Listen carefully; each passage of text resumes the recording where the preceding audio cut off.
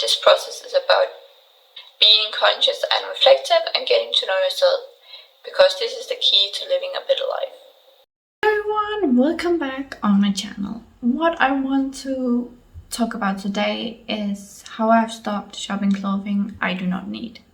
And I'm going to be looking down a lot in this video because I've written down what I want to say, just so you know that before I go into the video.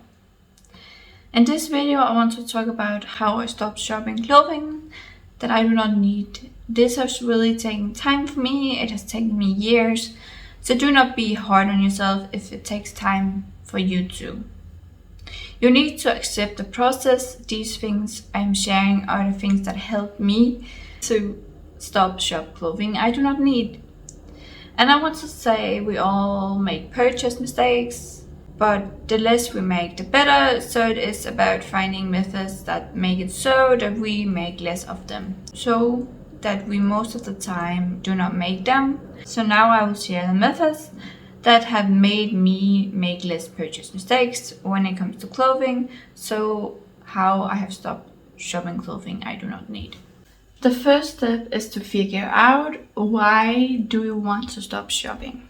So you need to find out the reason why you want to stop shopping. You need to have a goal. It might be to have more money, or to know yourself better, or have more control over your bad habits and urges. But you need to know why you want to do this to succeed, because your why is a thing you have to remind yourself of when it gets hard to succeed. So you need to have a goal and need to know the why. So what is the reason behind you wanting to stop shopping? And that could be a lot of different reasons, so you just need to know the why. You need to know what your style is. So you have to figure out what kind of clothing you like, and if you like multiple styles, you can figure this out by asking yourself questions such as: do I like more than one style? What clothing do I wear again and again, and why? What makes me drawn to it? What clothing do I never wear and why? What kind of clothing have I found myself feeling uncomfortable in and why? Do I like a certain color scheme? Do I like patterns? Do I like certain fits? That could, for example, be free-toe jeans, that could be mom jeans or low-waisted jeans. Another method you can use is finding out how much clothing you need. To find out how much clothing you need to ask yourself questions like: how often do I wash my clothing? How much clothing do I go through every day? Do I need special clothing like exercise clothing or formal clothing? Do I need different clothing for different seasons? And is there certain areas of clothing I rarely wear and therefore need less of? Do I want to have different styles of clothing so I can wear what I feel like on certain days? Which style or type of clothing do I wear the most? For me, this is pants and t-shirt, or blouse and then a sweater, but you can be more specific if you want to. Make a list of the clothing you have. So in categories, you need to count every item of clothing you have, both in your wardrobe and the clothing that needs to be washed. You also need to count this in. So a category could, for example, be t-shirts or pants. This list will quickly make multiple things visible for you. The areas where you often buy new clothing you do not need, where you have way too much clothing, so your problem areas. But you will also find the areas where you never have enough clothing. Maybe it is because it is harder to find something you like in this area. You will probably find an imbalance in areas where you have too much clothing and areas where you do not have enough clothing. And this is just really important to notice, because then you know the areas where you definitely do not need to shop any more clothing, and then you know the areas where you need to try to find more clothing because you do not have enough.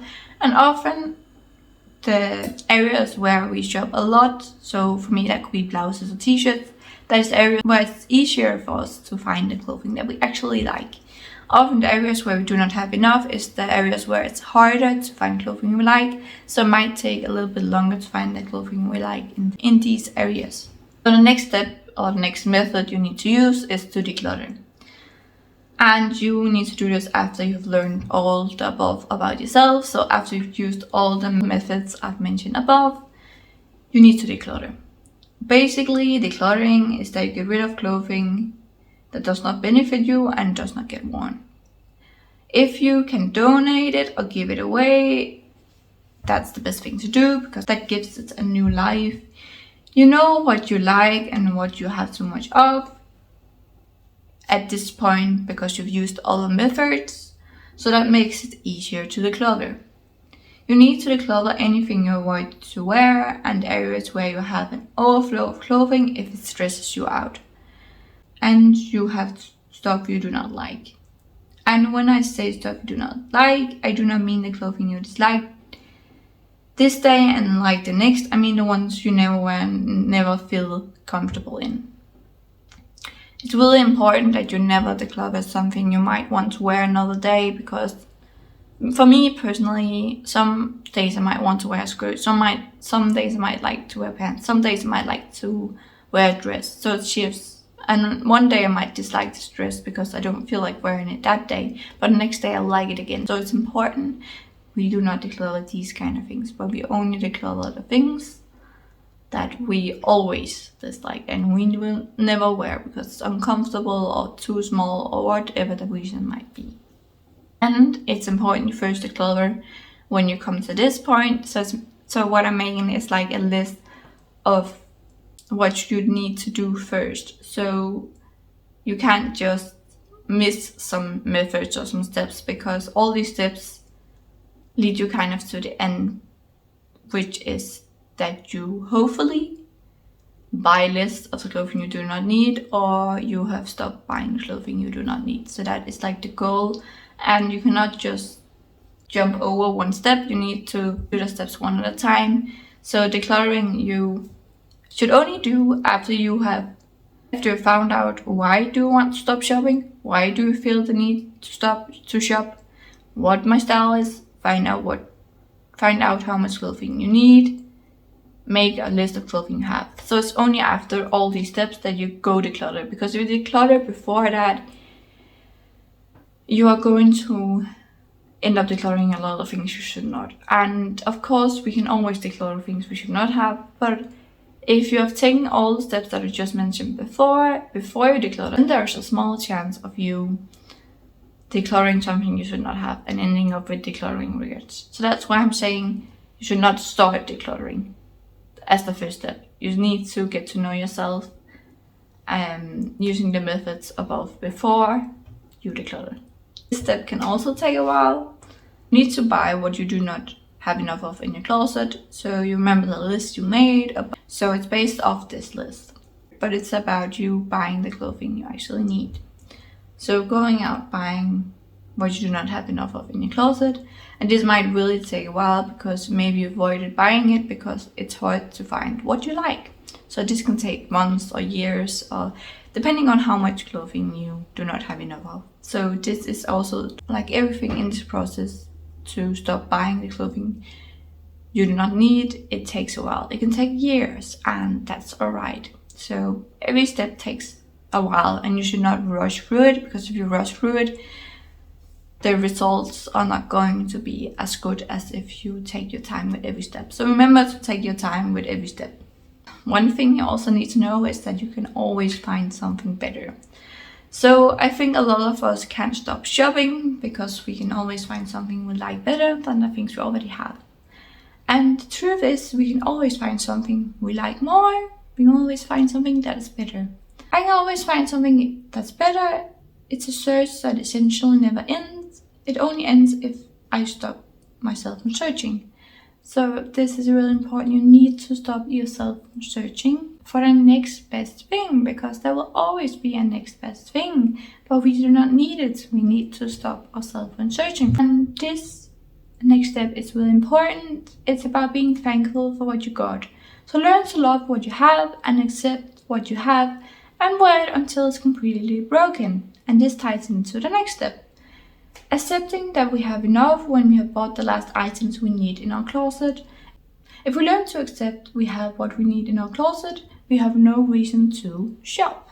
This also ties into the next thing, that is that you need to stop the temptations that makes you want to buy clothing you do not need.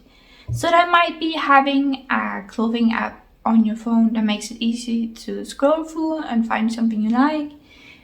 That might be window shopping, that might be walking into a shop to just look around, seeing haul videos or influencers online that shows you their clothing all the time that makes you want to shop the clothing they have. Stop doing things like these that makes you want to shop and walk away when you see a temptation to shop. So you need to take all temptations to shop away from you. Some you can take away, like you stop seeing haul videos or you stop following certain influencers, but stuff like not walking into a shop, that really takes willpower. So you also need to have some willpower in this. And you need to know that you now have a full closet because you bought what you need, the last things you needed for your closet at this point. So therefore it should be easier for you to stop temptations, along with you having gotten to the point where you accepted that you have enough in your closet, so you have no reason to shop. Along with knowing that you can always find the next best thing, but that's not a reason to shop. Then you also need to have questions or things to say to yourself to stop yourself from shopping, just like I actually just talked about. Like, I do not need this because I have a full closet. I do not have anything I need in my closet. I have everything I need in my closet. I can always find something better. It is a search that essentially never ends. It only ends if I stop myself from searching for the next best thing. And that happens when I accept I have enough and that I do not need more. So you need to have things or questions you say to yourself that stop yourself from shopping. This is just some examples. It could be a million other things. You need to find the things that stop you from shopping, and you can write it down on your phone or have a piece of paper with you where it just says these questions or these quotes you want to say to yourself to stop yourself from shopping, so you can always look at them in the situation. Find things you can do instead of shopping, so things you can replace shopping for clothing with. Because before you can do this, you need to figure out why you shop. And find something that gives you the same things that shopping does. So you can place it with something else, like a hobby or things that makes you happy or gives you the same feeling shopping does. Remember, you need to stop seeing shopping like a hobby if you want to stop shopping clothing you do not need. So shopping should never be viewed as a hobby. That is one thing that is really, really important. So when you have come to a point where you can control your spending habits, the next step is to enjoy your life. So when you've come to a point where you can control your spending habits when it comes to clothing, allow yourself to buy some new clothing once in a while. It is important to really learn to control your bad habits, but if you find joy in shopping, you should be allowed to do that once in a while. And this can be controlled in many ways, so you do not go overboard and lose your progress, so you do not have to start over. For example, you could have certain months a year where you're allowed to buy a few new pieces. You need to find a way that works for you. If it works only ever shopping what gets ruined, that you might need a new piece of, then do that. My point is just we should never get so strict with ourselves that the joy is sucked out of something. And you need to remember to praise yourself in this process whenever you get another step into the journey. So whenever something good happens or you just make progress in any kind of way, you need to praise yourself for that. You need to be happy with your progress. Either by writing the whole process down and how far you come, or just by thinking it. Personally, I think writing down is more powerful and works better than just thinking it.